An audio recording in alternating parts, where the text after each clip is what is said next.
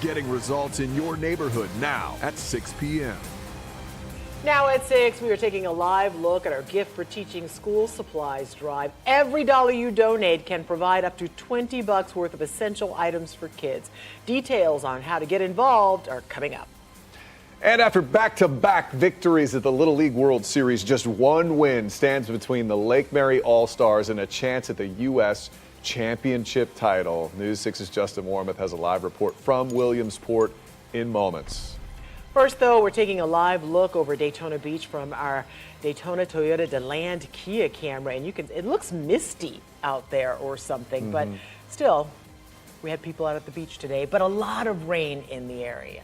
Yeah, so glad you're with us tonight. It has been a soggy day for a lot of you, and you could see a few more days before we begin to dry out. Thank you for joining us. I'm Ginger Gadsden. And I'm Matt Austin. We want to bring in News 6 meteorologist Jonathan Kagas now. He's standing here at the wall with us. So, Jonathan, how long is this wet pattern going to stick around for? Yeah, probably for the next couple of months, to be honest. We're still... Months? Did you say months? We're still in the wet season. Yeah, all the way through June, July, August. No breaks, huh? September. What about the weekend? Let's get through that. Yeah. I know, we need to do that. Do want to get to something. that. We have a severe thunderstorm warning out there, guys, so I want to jump right on this. Some nasty weather for us in Marion County. We have some of the darker purples and reds showing up, so you know what that means. That's the intense stuff. We also have a flood warning in the same area because this cell has pretty much been stationary over the last hour or so. So the big time rain has been northwest of Ocala, but I want to take you closer into downtown Ocala. You see the darker reds there. That's where the heavy rain is. It's really where we're seeing that purple color. That's we could have some damaging wind gusts involved in that. This is all drifting back off to the south and west at a very, very slow pace. So again, potentially going to be watching for some extra ponding on the roads, especially. I want to show you again the timeline here. About 12 minutes into the Saddle Oak Club, Shady in about 11 minutes, the Ocala Waterway in about 20 minutes, and then Ross Perry at about 24 minutes. Here's all the storm ingredients, if you will. There's about an 80% shot for some hail in that. Just some small hailstones, 20% shot for that hail to be about an inch in diameter. That would be about severe hail. The main threat with that, though, the really heavy rainfall and the gusty winds. We're going to talk much more about this, guys, and show you the update on that storm in about 15 minutes. Jonathan, thank you. We'll look forward to that. School is back in session in Central Florida, and WKMG is once again teaming up with a Gift for Teaching. We want to help make sure Central Florida families, students, and teachers have all the supplies they need to be successful this year. And that's why we're holding this very special telethon. Over in our Studio B, News 6's Ginger Gadsden just sprinted over there to make her way in. I got locked out, Matt. Oh, no. I'm glad you made it. She's checking on how things are going. So, Ginger, kind of walk us through how people watching can help right now. Well, the first thing you can do is just pick up your phone. Call the number on your screen. It's 888-436-6665. And the other thing you can do, we have a QR code up on the screen right now. Just scan that QR code, because I know you have your phone sitting right next to you because you're doom scrolling right now. So do something good while you're scrolling.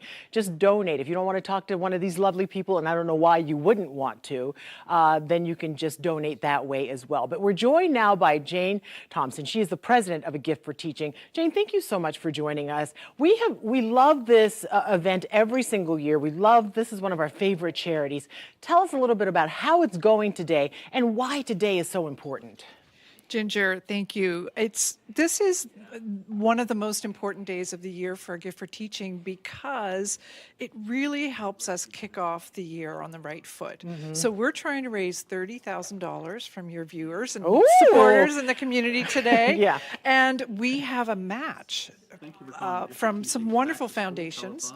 And so every dollar you give can provide $20 worth of school supplies. That's incredible. I said, ooh, in an excited way, because I glanced down at the total. It's just over $21,000. And you know what? Here at WKMG, we just don't talk the talk. We walk the walk.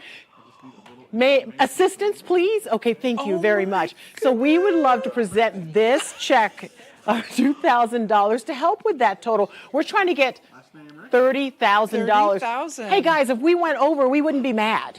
It would be okay. So we want to give you this. Thank you for all you do for the kids and the kids in the community. We love you guys. Oh, the phones are lighting up, Matt. Do you hear the ringing and all the talking? So thank you, thank you, thank you. This is $2,000 from us. If we can do it, then you can help us out too. Just give $5-10. Just do it. Matt? I love Thank you so much. I love that our station puts its money where its Absolutely. mouth is. Thank you so much. Okay, I'm going to have somebody get the door for you, Thank Ginger, you. 'cause I left my key card. I don't want to do the rest of the show by myself. See you in a few. Well, we also have a link to donate to a gift for teaching right now. It's in this article on clickorlando.com. We're trying to make it as easy as possible to donate. All right, now at 6, some video showing state troopers with their guns pointed at a crashed car recorded just outside the front doors of some of our neighbors' homes in Orlando. This happened this afternoon, just outside a housing complex on Shader Road near Eunice Avenue. And we just learned the Seminole Sheriff's Office and FHP were chasing that car. FHP tells us it was possibly involved in a burglary, but they didn't elaborate on that. The car ended up crashing through a fence steps away from those homes. After a trooper attempted a pit maneuver, 4 people in the car were taken to the hospital. 2 of them had some pretty bad injuries too. Charges are expected. We'll let you know when they're filed. Video just into our newsroom shows the moment Ocala police arrested a man accused of secretly filming young girls in the back-to-school section at a local Walmart. You can see officers cuffing him right there in the middle of the store on Southwest 19th Avenue. Investigators say they found this on him. It's a bag with a corner cut out and a camera lens sticking right out of it there. Detectives say he actually glued it to the lining of the bag so it wouldn't move. Detectives say Joshua Gaines has actually been banned from Walmart since August of last year for this same kind of creepy behavior. Tonight, he's facing 10 charges of digital voyeurism and further investigation, leading to more than 400 charges of possession of child pornography. He has a $35,000 bond tonight. Now at 6, the Lake Mary All-Stars are less than an hour away from playing in their 3rd Little League World Series game of the week. First pitch is at 7 o'clock. The team has been plowing through the elimination bracket. On Tuesday, they took down a team from Staten Island 6-1. A day later, they eked out a victory against a team from Hawaii 4-3. And now, just one win stands between them and a chance at a U.S. championship title. Justin Warmoth joins us now. If they win tonight against Nevada, they'll play the Texas team that bumped them down to the elimination. This is clearly their toughest competition in this whole thing, and that would be for the U.S. championship title. Oh my gosh, Justin, you've been doing such great work out there. I'm so excited, and I know you are as well. I'm so excited. I love being here in Williamsport, Pennsylvania, and I especially love being here when it's game day. And guess what? We are here at game day facing Nevada in just a little bit. This team had practice this morning. I asked some boys, hey, this is your 4th game in 4 days. Are you tired? And they say, we're not tired of winning. And tonight they're going for 3 in a row. And on the mound tonight, someone who has been taking Williamsport by storm because of his play is Lathan Norton. He is just a dynamo, and he has such confidence. It's been a pleasure to get to know him, and it's a pleasure to get to know his mom, Stephanie, who joins us now live. Stephanie, he's on the mound tonight starting. Do you like watching, you love watching him pitch, but how is it watching him pitch in this environment? You know, this is a dream come true for Lathan and the team, actually, and he absolutely loves the pressure. When the bases are loaded and coach calls him in, that's his time to shine. That's his time to show everyone what he has. He's not scared of anyone, and I've interviewed him at the press conferences before. A couple of nights ago, I said, you look so confident up there, and you're not scared of anything. Where does he get that confidence from? You know, I'm not sure, to be honest with you. I don't know, but I'm super proud of that. He just takes that opportunity to shine and to show the world who he is and how hard he's worked to get here. So I'm proud of his confidence, and I hope it continues. He's also very humble. He is. I hope they go all the way This team's been absolutely wonderful. A family. They'll be brothers for life. Coaches will be dads for life. So I'm just, again, so proud of my Lathan and the team. We are. We're equally as proud here. Mom, thank you so much for doing that, Stephanie. Thank you. All right, so again, first pitch against Nevada is tonight, 7 o'clock. They win this one. Yes, they play Texas. And every team who's remaining, 3 teams on the U.S. side remaining, it's single elimination. So if you win, you go on. If you lose, that's it. And that includes Texas, who has not lost so far. They are still in that same bucket. So get this one tonight and then get a nice rematch with Texas on Saturday. Should be a lot of fun, guys. All right. If I were Texas, I'd be angry, but I'm not Texas, so I'm pretty happy about that situation. I think we could steal a game from them. Justin Mormon, thank you so much. We still have more ahead coming up on News 6 at 6 tonight. You get to meet the scientists in charge of making sure the food you buy for your family at the grocery store is safe. You get paid to play with your food. I do. We are taking you inside the little-known lab in Tallahassee, identifying the meals that could make you sick. You're watching News 6 at 6, getting results for Claremont, Ocoee, and all of Central Florida. We'll be right back. This portion of the news is sponsored by Advent Health, helping the communities we serve to feel whole.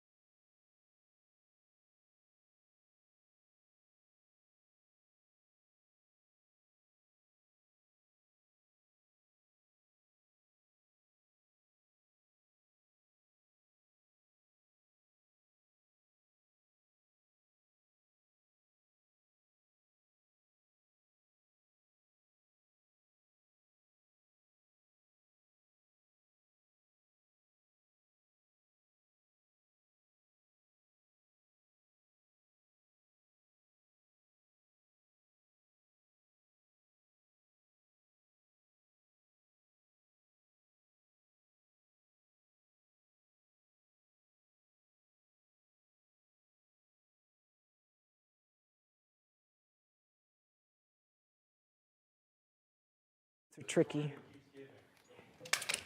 There it is. But yeah, dead as a door. Wow, these things do not. A minute and a half. I can do it. Just gotta put it in the way. Okay, net. Mm-hmm.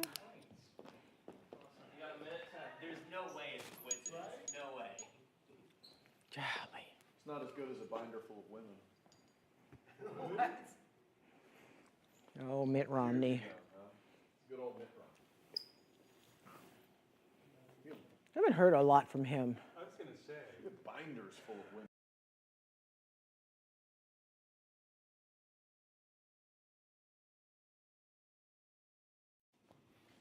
Didn't he decide not to run again? I think so.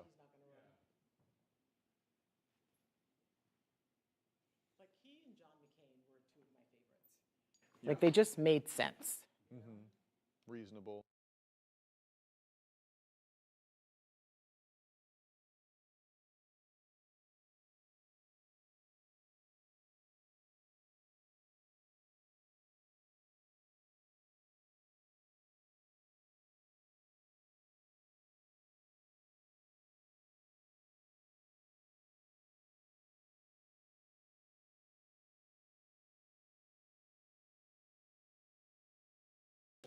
In the last month, more than 7 million pounds of boar's head deli meat have been recalled due to a deadly listeria outbreak.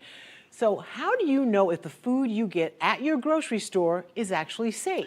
We found out there's a lab in Tallahassee that makes sure the food you buy isn't going to make you sick. News 6 investigator Eric Sandoval takes us inside and shows us what's being done to keep you and your family safe. Inside the Florida Department of Agriculture and Consumer Services. So you get paid to play with your food. I do. These scientists are actually busy. So what we're responsible for is ensuring the safety of food throughout the state of Florida. And we have about 50,000 food establishments that we are responsible for inspecting throughout the state. That's the Director of Food Safety, Matthew Curran. He's one of more than 200 people who work around the clock to prevent and investigate foodborne illnesses. We have inspectors that go out and inspect facilities to make sure that they're operating under sanitary conditions. And then what they also do is they'll collect random samples, whether it's from just a surveillance type approach, or we get a consumer complaint or what have you.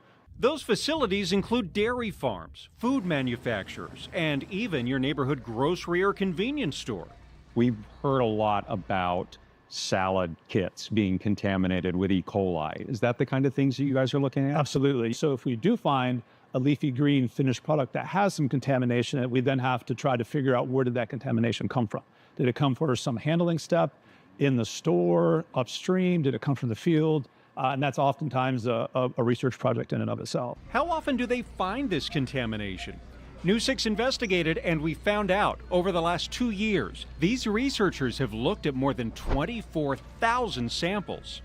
Nearly 1,000 came back with some sort of contamination. Of those, more than half tested positive for E. coli or another bacteria. A third tested positive for viruses and bacteria. The rest were contaminated with heavy metals, mold, or pesticides. We got to see how biologists test for salmonella. They use these hot dogs to do it. First, they get the sample ready.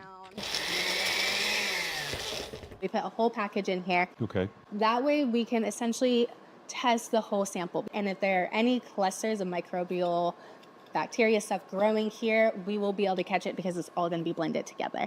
Then they create a breeding ground for the bacteria to see if it's there. We're going to take our portion and we're going to measure out some sterile, this is sterile media.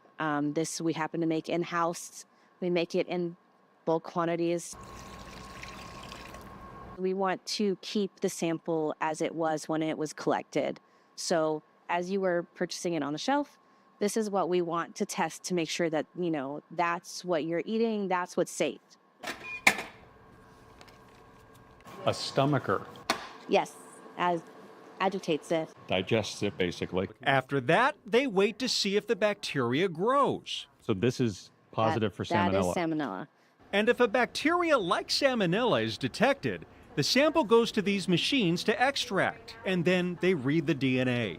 So you know how, like, if I compared my DNA to my mom's, it'd be similar because we're related. But if you were to compare you and me, it would be a little different. Right. Yeah. And so we can do the same kind of thing with our pathogens. Like a family tree, it gets put into what's called a phylogenetic tree. The data then gets put into a national database to see if this bacteria might be linked to other outbreaks across the world. For the family who's watching this at home, what message do you want them to know about what you do? Yeah, so if you don't hear from us or hear about us, you know we're doing our jobs. Good point. We know you may have questions about the current Boar's Head recall. The lab, incidentally, was notified by the USDA about this, and once they got that alert, leaders then sent a notice to their inspectors to make sure the contaminated food is not in stores. Get this, guys, as if this wasn't enough. They also test food served at big events like the Super Bowl. Before tens of thousands of fans packed stadiums in Miami and Tampa several years ago, Curran says state inspectors went inside to make sure all of the food that they were serving at the concession stands and stuff like that. That's great. You do not want thousands and thousands of people becoming sick at an event like that. French fries, burgers, yeah, everything. Thank goodness for the stomacher, because I feel like people would have to be the guinea pigs in that one. Right. All right, so Eric, there seem to be quite a few steps by the time it's taken back to the lab. How long does all of that take? So it is a lot of steps. You're absolutely right. And we didn't have time to show you everything. It is a process. So think about it. They are trying to literally grow a living thing inside that beaker. And they told me that they start testing a sample on Monday. They go through all those steps. They can get a result by Wednesday. That's impressive. Yeah, they just go through it like this. I would like to thank you because I don't have to eat dinner anymore tonight. Sorry if we ruined Something about watching blended hot dogs. Oh my gosh. Will really do that to you. Try Eric. being there in the room where it happened. I bet. Yeah, I bet. All right. Yeah. Thank you, my Thanks, friend. Eric. We appreciate you. All right, time now for a check of your forecast. Meteorologist Jonathan Kegas joins us now, and we've had some action for most of the day today. Yeah, we have. We have some stronger thunderstorms out there still. Severe thunderstorm warning continues for us now just south of Ocala. This is going to go for another 10 minutes. We're still included in it right in downtown Ocala, but now the worst of the weather has pushed back off towards our south. This is just to the north of us in Bellevue. It is slowly working its way from north to south. We will turn on the laps here over the last 30 minutes to show you the motion. And again, it is slowly moving. So heads up for some ponding on the roadways. We still have a flood warning just to the south and west of Reddick right now. That's because we had about 2 to 3 inches of rainfall in just about an hour. So that could aggravate some flooding going on as well. So this is just going to continue to work its way from northwest to southeast and just kind of meander here. We also have some heavier rain hanging out in Volusia County, mainly along the coast now closer to New Smyrna Beach, just south of Daytona. We also have a flood advisory in play. That is going to go for the next couple of hours as well until about expires at 6:15, I should say. That's the older one that rolls right on through. So we're watching that heavy rain continue along the coast. This is going to be with us for the next hour or so. You see that cell in Marion County going to expand and really develop a couple of more thunderstorms. Those will linger late into the evening. That's 9 to 10 o'clock, and then eventually fizzle out overnight. Now tomorrow morning again, there we go at 7 o'clock in the morning. May still have a couple of downpours around just like what we had today. There's 11 o'clock on your Friday, and then we're really going to fire things back up again. So there's 7 Friday evening.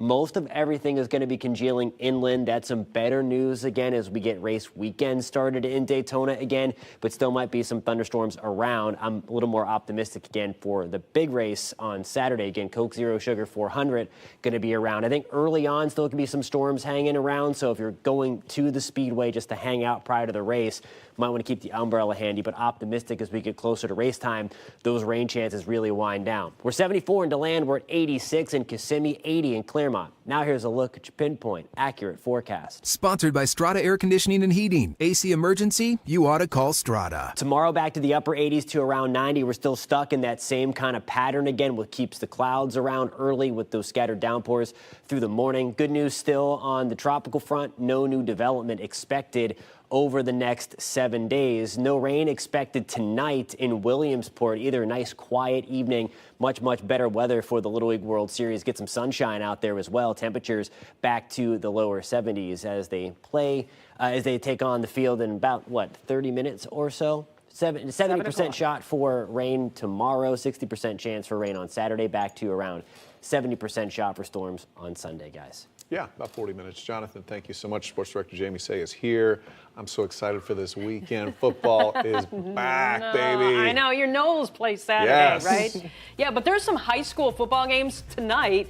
However, our Sonic Prep Player of the Week will take the field tomorrow. We're going to catch up with him. Plus, UCF is only 1 week away. We hear from the Knights next, and an announcement from the box office at the Swamp. Florida Gators season opener with Miami, which is next Saturday. Well, it's all sold out. Gators also sell out of season tickets for the 6th year in a row. The News 6 Prep Player of the Week is brought to you by Sonic. This is how we Sonic.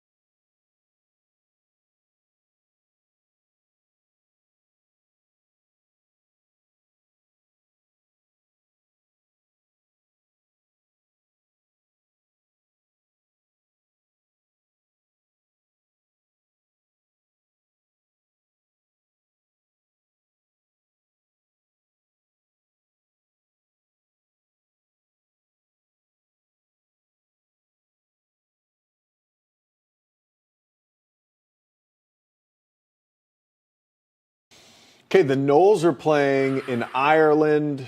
The college football season starts out. I feel like I'm dreaming.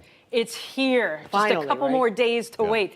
I want you to look 7 days into the future. What are you going to be doing next Thursday? Because I'm going to be at UCF. The Knights kick off their 2024 campaign 1 week from tonight against the New Hampshire Wildcats, and FCS team kickoffs at 7 o'clock next Thursday. Knights are expected to win by a lot. They're more than 40-point favorites against UNH, but they're taking nothing for granted as they count down to kickoff. Game preparation for New Hampshire began this week. We heard from offensive coordinator Tim Harris. Just our guys coming together, the group you see in every position group every week, just gaining ground and getting closer to exactly where we want them to be by the time we go out there next Thursday. So just them coming together, our leaders starting to lead, which is what we've been really pushing them to do. So been really impressed by that and happy with where we are. We stay on the football field to recognize a Central Florida student athlete excelling on and off of it. Our Sonic Prep Player of the Week returns to action tomorrow night. Versatile playmaker Joshua Guerriere is about to help lead the Ocoee football team in its season opener at Apopka tomorrow night. Guerriere, a senior, is a weapon for the Knights. He plays a little receiver, quarterback, tailback on offense. The talented athlete also makes his mark on defense with 38 tackles and an interception last year. Joshua has started on Ocoee's varsity since his freshman year. My cousins actually played there. That's one of the reasons why I came. Ocoee got a lot of culture. We have a lot of things building up. We're going to be on the road eventually. What about for you? You have any personal goals? For me, just putting Ocoee on the map. I just like to I want to put my team on the map, Ocoee on the map. So that's it. I've been through a lot with Ocoee. Ocoee is definitely one of my favorite schools, best in my whole life. Future Pitt Panther right there. He verbally committed to Pitt. Did he? Good. That's a good player right there. Thank you very much, Jamie Say. Catch more local news on the News 6 Plus Smart TV app. See you back here online at 6:30. Bye.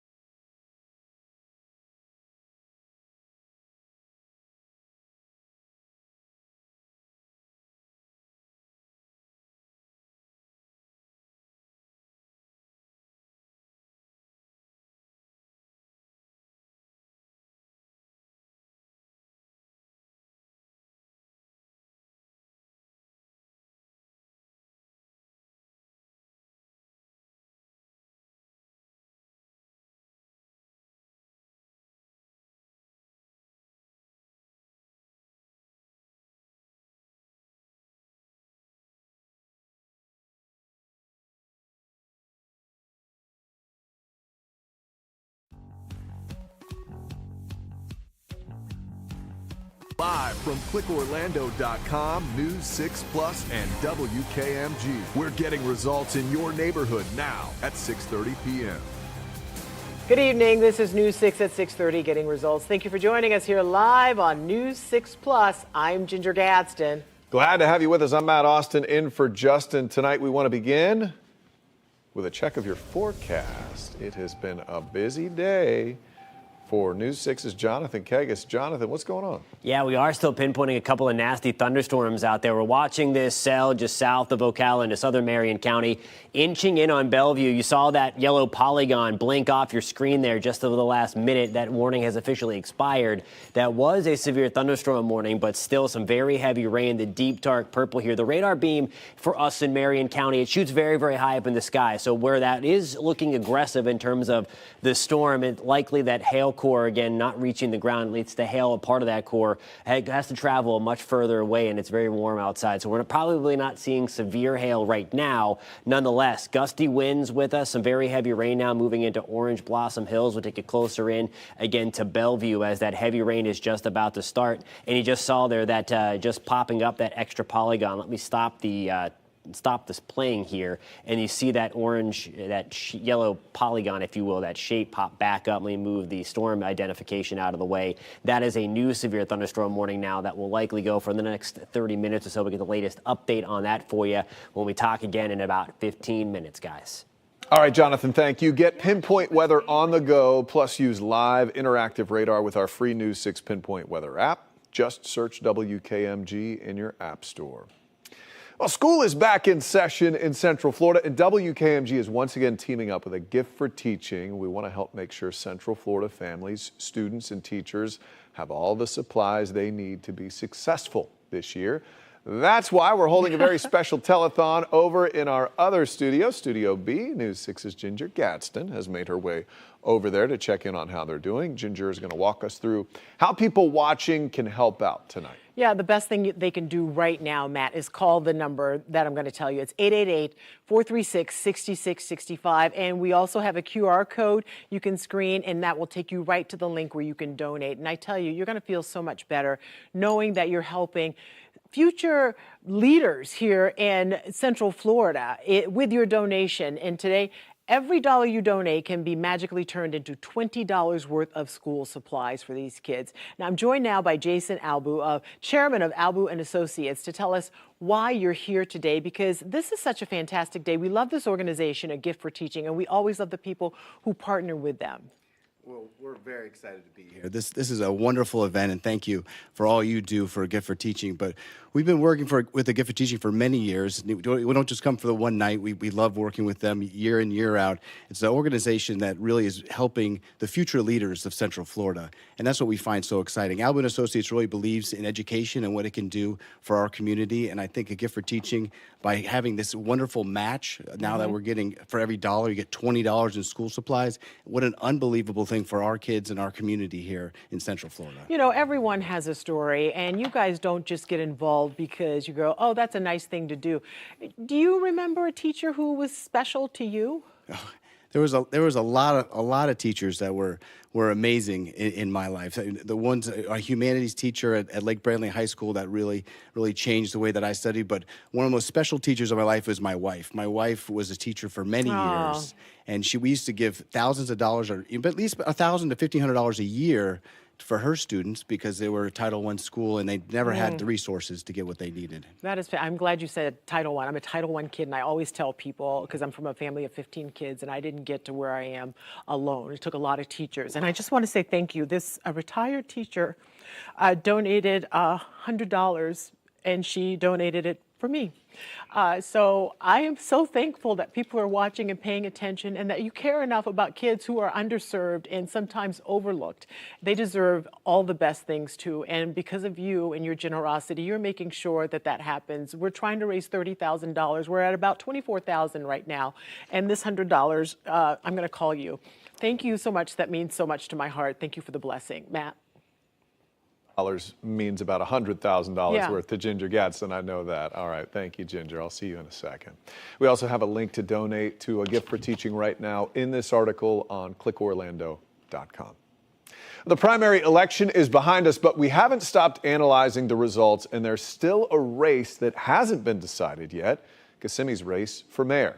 It looks like Jackie Espinosa will be taking part in a runoff race, but we don't know who she's going to be up against, with the second and third place candidates separated by just, if you look closely here, 4 votes. News 6's Jarrell Baker brings us the latest on the race and how officials are checking the results. How often do they get this close?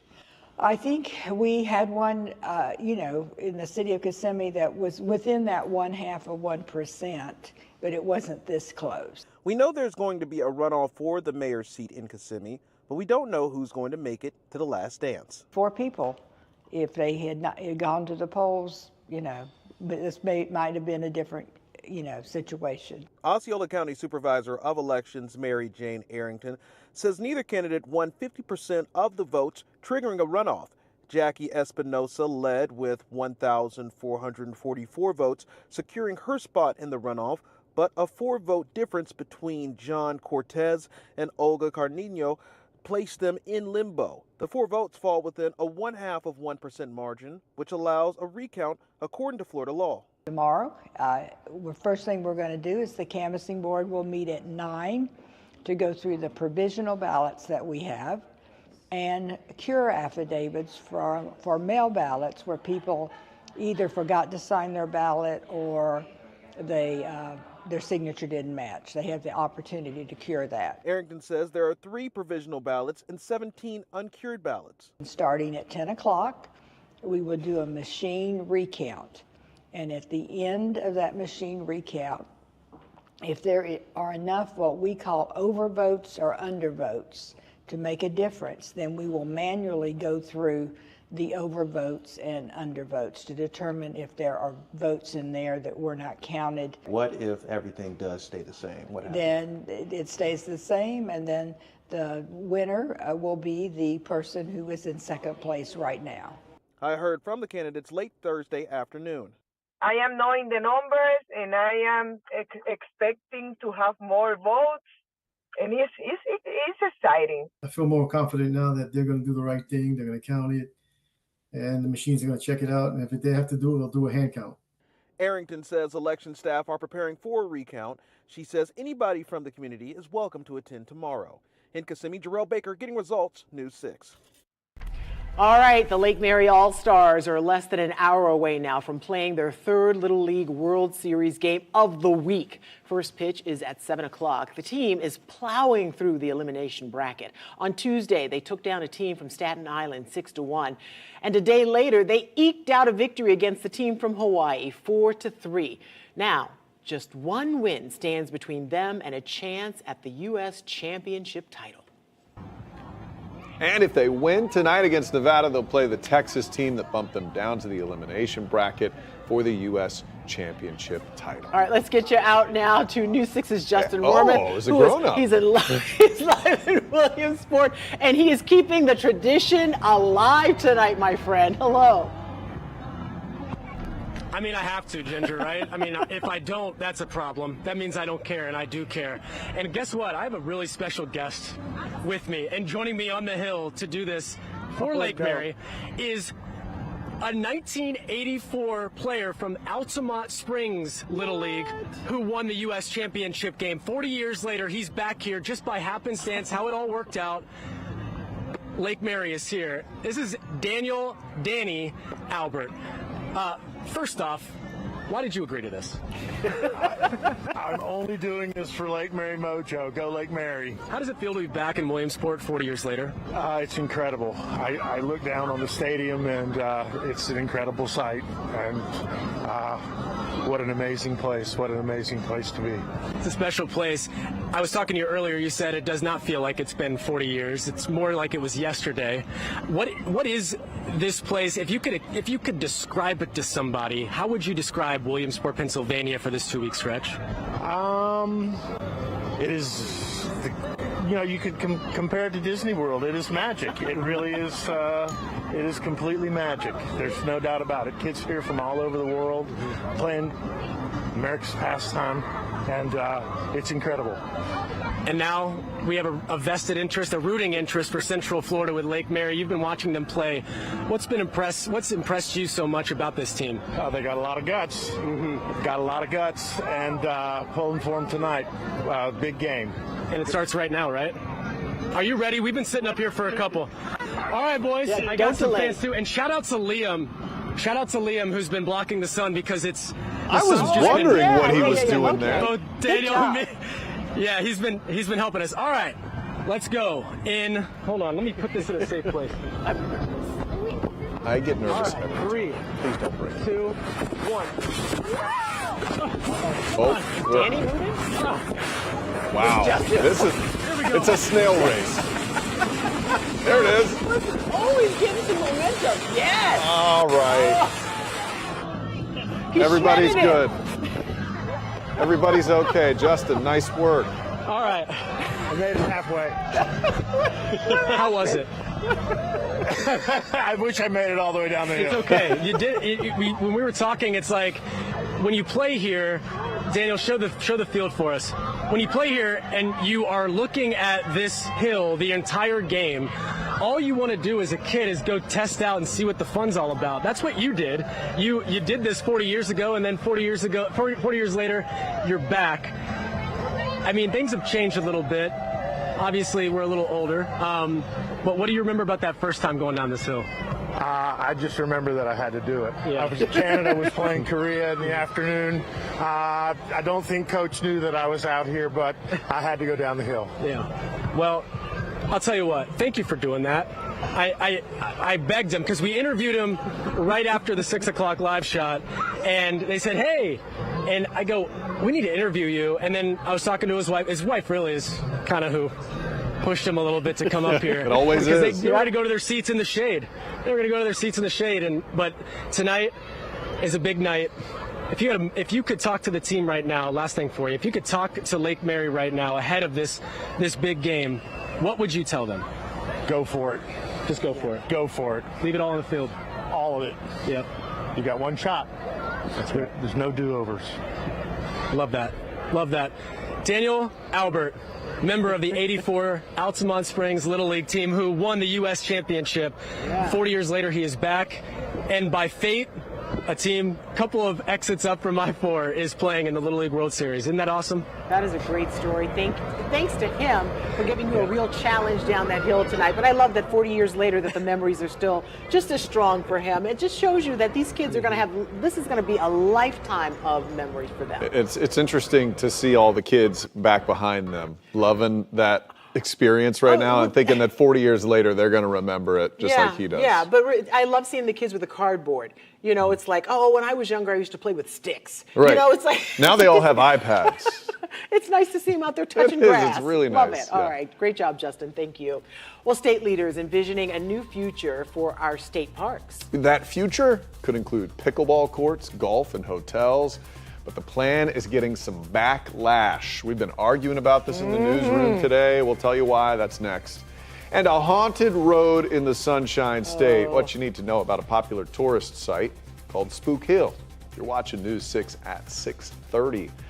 Live on News 6 Plus. We're getting results in DeLand, Daytona Beach, and all of Central Florida. We'll be right back. Brought to you by your local Toyota dealers. Toyota, let's go places.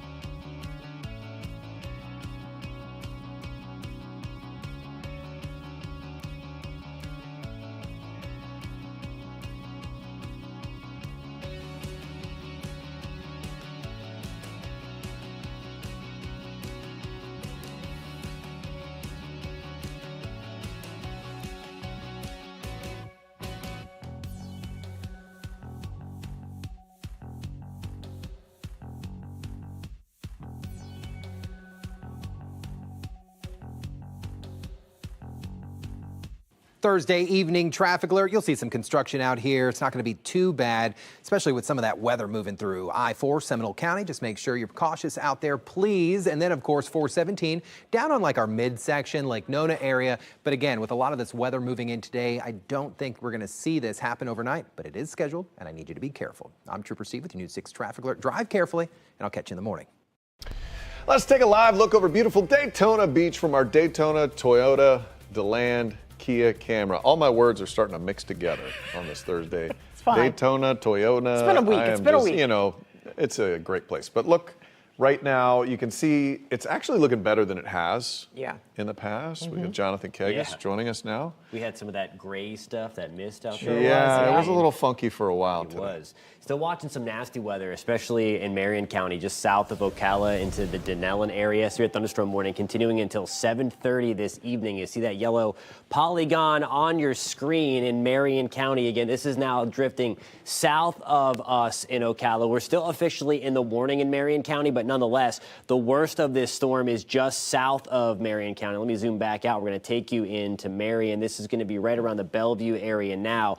Just getting pounded, likely some hail in this. Likely some of the, obviously some very, very heavy rains, the potential for some damaging wind gust in this as well. This storm is just kind of meandering. So you see now this arrow pointed back up north to Ocala. Again, the steering currents are very, very weak in this. There's not a lot of wind shear, which is a good thing because we don't want wind shear when we're talking about severe thunderstorms. But nonetheless, we are watching this slowly just kind of bounce back and forth between Ocala and Bellevue. So we're also watching for the potential for more flooding in southern Marion County. We have flood warnings in play as well for us just to the north and west. So as we go through the rest of this evening through 7 to 8 o'clock, Future Radar doing a nice job in expanding that storm threat through the rest of your evening. That's 10 o'clock at night. Also watching for more scattered development closer to Mims into Titusville. You see by 7 o'clock tomorrow morning. Straight downpour or thunderstorm in the mix for school time. I don't think it's going to be as widespread as what we're seeing right now, but keep the umbrella handy because we are going to see things fire back up. I think most of us are going to be okay at 11 o'clock. Maybe a few scattered showers, but then really the sea breeze kicks back in. 7 o'clock on your Friday evening. Notice we have most of the action inland.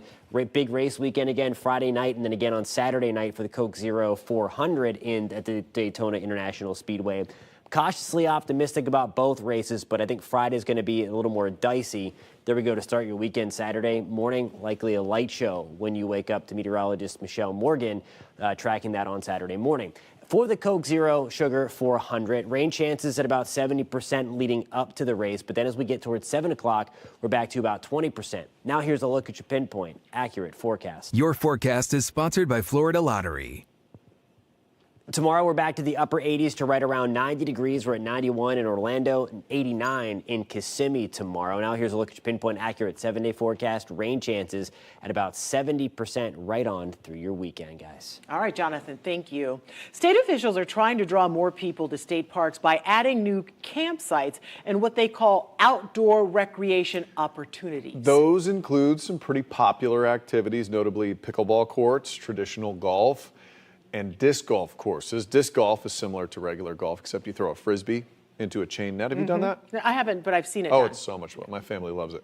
Now, it's important to note none of the parks the state is thinking about bringing these new activities to are actually in our area, but it's still not sitting well with a number of Central Floridians. News 6's Catherine Silver looks at both sides of the argument. Some of Florida's favorite pastimes are golf and pickleball. There are hundreds of parks and courses throughout the Sunshine State. But what about this proposal? Would you want to play at a state park? That's what Florida's environmental agency is considering. And it's not just pickleball and golf, it's also disc golf, paddling, and lodging. Take Anastasia State Park, for example, in St. Augustine, where records show up to 4 courts and a disc golf course in the works, and a lodge with up to 350 rooms. It's perfect the way it is. Visitors there have mixed feedback for Florida's plans. Just like this park, the way how is it right now. So quiet, I want to hear the birds. Well, I'm not a fan of any more hotels, but I don't see a problem with pickleball and disc golf if it's done right. We don't need any more hotels. Disc golf sounds like fun here. We posted about it online, and even though none of the parks are here in Central Florida, we still got an immediate reaction. Here are some of the comments on our Facebook page. Enjoy nature, not this nonsense. That would be horrible to cut down vegetation, and that would be awesome. Florida's Department of Environmental Protection says their plans reinforce the state's commitment to conservation. They made the announcement as part of its Great Outdoors Initiative, which aims to increase public access and recreation at our parks. In a single year, they hosted nearly 30 million visitors and had a $3 billion impact on our economy. So what happens next? A public calendar shows there's a series of meetings scheduled for next Tuesday where they'll consider changing the use management plan at 9 parks.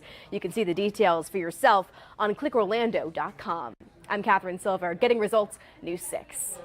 Ooh, they're going to get some people at that meeting. So we want to know what you think about this. Scan the QR code on your screen. It'll take you right to clickorlando.com/react. Do you think state parks should be developed to include recreation, or should they stay untouched? Look at this. 95% of you are saying it should stay untouched, and only 5% of you, Matt, are saying it should be developed for pickleball. Well, I guess I better be careful with how I talk right now then. They're not untouched. There are parking lots and sidewalks and benches. But there aren't places that house 300 some odd people. There are cabins. I just went to a state park a little while ago. 300 some odd people. You get a few people in those I'm cabins. talking, here's what I'm lobbying for, pickleball. It's nice to have it, you know. I know. I don't Some want a people- full golf course. I do think that would ruin a lot That's disruptive, yeah. But people are saying pickleball is a fad. It's become very not. popular lately. No, and you then played what it. happens? You love it. I do love it, but you know how many times I've played it? Once. Yes, Yeah. with you. Right, and I beat you pretty good.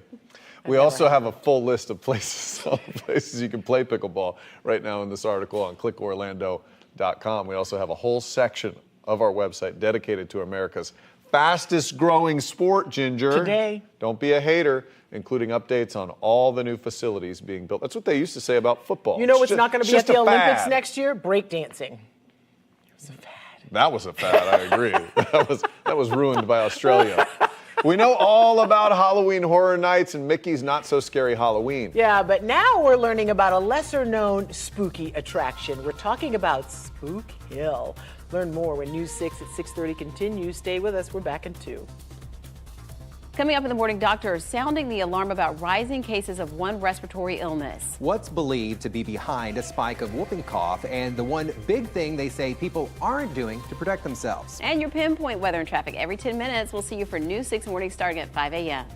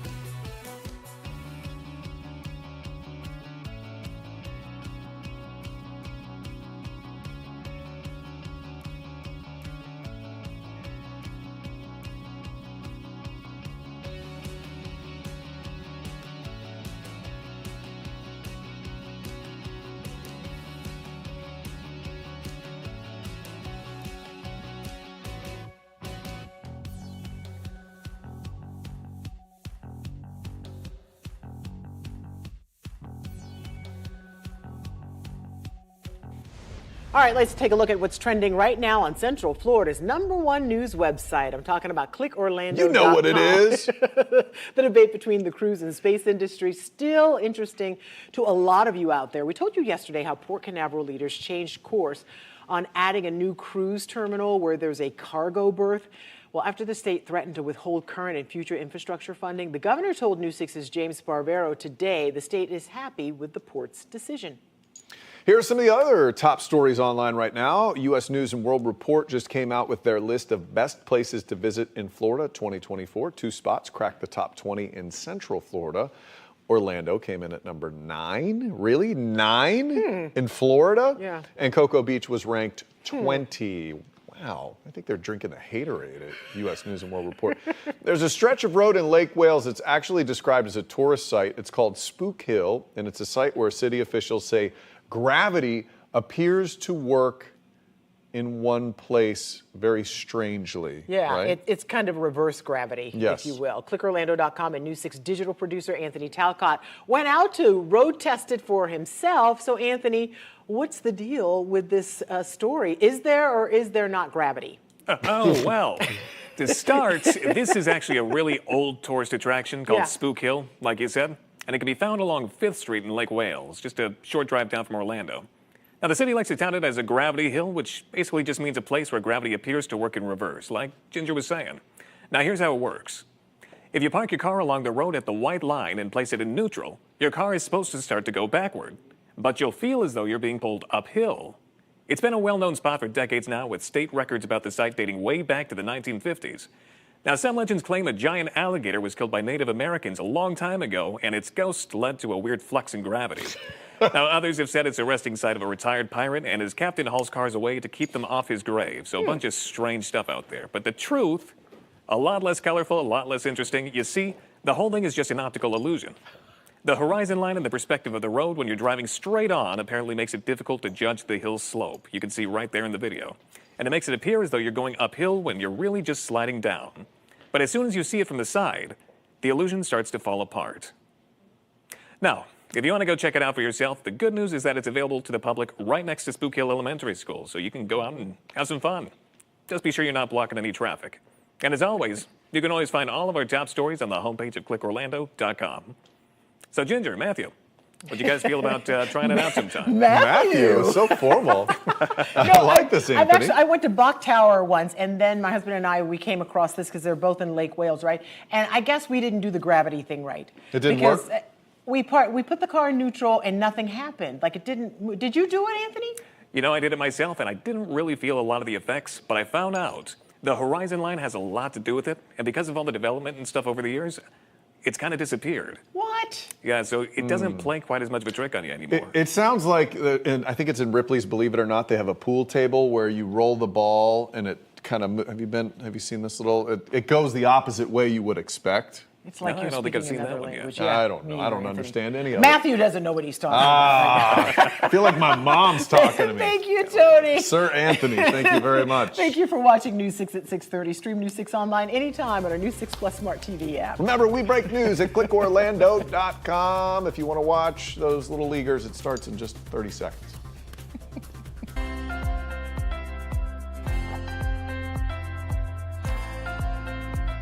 We are here at Orlando Health Women's Institute with Dr. Mike Vlastos. Thanks so much for joining us again today, Dr. Vlastos. My pleasure, Elizabeth. So you and your team do something that just blows my mind. You do fetal surgery. This is surgery when the mother is still pregnant. You go in, you operate on the baby, and you can fix all kinds of things, including a very high success rate with spina bifida. Let's first of all just talk a little bit about what spina bifida is. So spina bifida is also called an open neural tube defect. Okay. In translation, when you were in your mom at about 3 to 4 weeks along, your skin was closing over your spine, but there was nothing to close over. Okay. The skin didn't close, the muscle didn't close, the bone didn't close, and the spinal cord is exposed to the world of the womb. Those babies will have some form of paralysis. Typically, wherever your spina bifida is, from there going down your body, those nerves are lost. This is not a small operation. You have two people involved, not just, you have two patients at the same time, basically.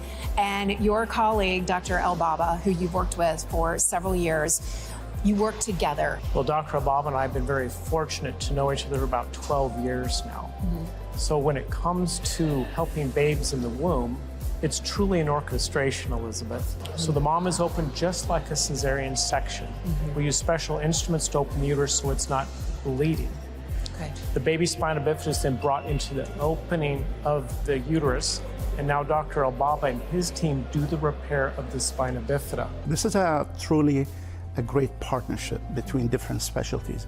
After the mother goes under general anesthesia, Dr. Velasquez and Dr. Greaves and their teams, they will take care of keeping the fetus connected to the mother through the umbilical cord. I come in with our instruments, with our neurosurgical team, and perform the repair on the back of the fetus to bring all the anatomical structures back in place. So you do the surgery, the baby goes back inside the mother's womb and is there for another few weeks trying to get to the fullest level of growth that it can. Absolutely. And during the weeks inside the womb, we see the reversal of some of the brain anatomy that maldeveloped before the repair. We're fascinated by how strong the mothers are and how resilient the babies are, and most importantly, how the whole team comes together to take care of the family at a very difficult time. It's another reason to choose well with Orlando Health. If you would like more information, you can visit orlandohealth.com/fetal surgery.